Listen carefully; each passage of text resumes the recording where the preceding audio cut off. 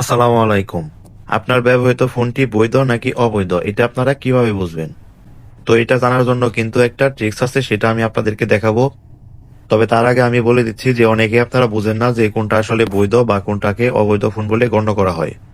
তো আপনারা সহজে যেটাকে অফিসিয়াল ফোন বলেন, মানে যে ফোনের তথ্য বাংলাদেশ সরকারের ডাটাবেসে আছে সেই ফোনটা হচ্ছে বৈধ বা অফিসিয়াল। আর যে ফোনটার তথ্য সরকারের ডাটাবেসে নেই, অর্থাৎ আনঅফিসিয়াল ভাবে বাংলাদেশে আসতেছে, সেই ফোনগুলা অবৈধ বলে গণ্য।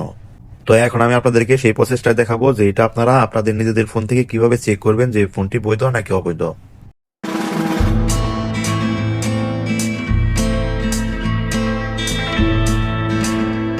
আপনার ফোনটি বৈধ নাকি অবৈধ এটা যাচাই করার জন্য আপনারা প্রথমে আপনাদের ফোন থেকে ডায়াল প্যাডে যাবেন। ডায়াল প্যাডে গিয়ে আপনারা ডায়াল করবেন *#0 6#। তো এখান থেকে আপনারা আইএমই নাম্বারটা নোট করে রাখবেন, হয়তো খাতায় লিখে রাখতে পারেন বা অন্য একটা ফোনে আপনারা নোট করে রাখতে পারেন।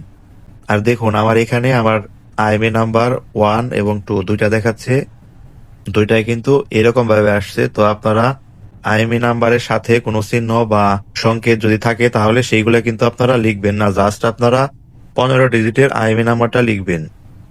তো দেখুন এখানে 15 ডিজিটের আইএমই নাম্বার আছে, তো এই নাম্বারটা আমি অন্য একটা ফোনে লিখে রাখতেছি।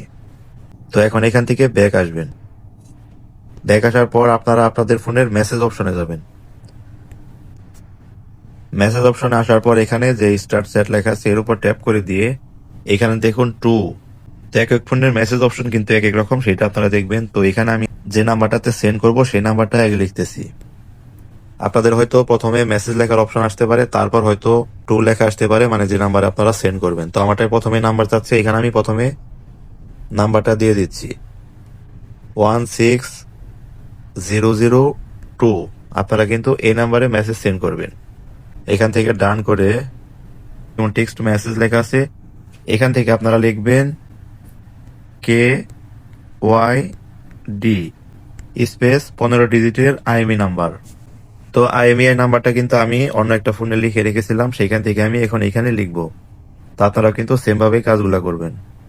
তো আইএমই নাম্বারটা লেখার পর এখান থেকে আপনারা মেসেজটা সেন্ড করবেন।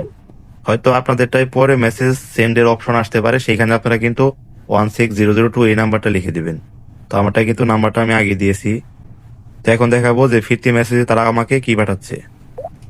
দেখুন ডিভাইসটির আইএমই বিটিআরসির ডাটাবেজে পাওয়া যায়নি, দয়া করে পূর্ণাঙ্গ আইএমইআই সহ অন্যান্য বিশেষ চিহ্ন বাদে শুধুমাত্র 15টি নম্বর লিখে পুনরায় চেষ্টা করুন।